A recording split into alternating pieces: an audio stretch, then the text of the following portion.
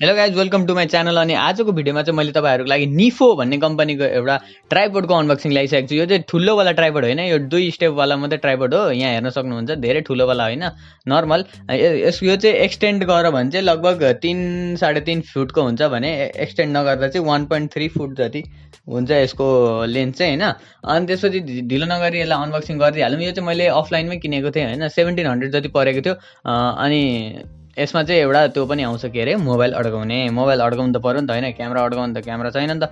ल गाइज अब अनबक्सिङ गर्नलाई केही प्रडक्ट्स त छैन, अब त्यही पनि एउटा टेक युट्युबर भरे एउटा ट्राइपोड पनि थिएन यार, आज चाहिँ ट्राइपोड किनेरै छोडेँ। अनि त्यसपछि यहाँ हेर्न सक्नुहुन्छ, यो चाहिँ यसरी राउन्ड राउन्ड पनि घुम्छ र तलमाथि पनि घुम्छ र त्यसलाई हामीले कसेर हो त्यसरी कसेर त्यसलाई टाइट गरेर पछि त्यो हल्लिँदैन। अब हामी यसको लेन्थ हेरौँ, लेन्थ चाहिँ हो यति नै छ होइन गाइज। ठुलो बनाउँदाखेरि मैले अघि भनिहालेँ 3.5 फुट जतिको छ। अब त्यो क्लिप खोलौँ अनि क्लिप खोलेर अब हामी यसको हाइट हेर्छौँ। ल हाइट हेर्छौँ, खतरा उभिन्छ जस्तो लागिरहेछ मलाई यो। ल गाइज उभ्याउँ त यसो, कतिको उभिन्छ। त्यो क्लिप बन्द पनि गर्नुपर्छ है फेरि, प्रो टेक युट्युबरले यति चाहिँ बिर्सेछ।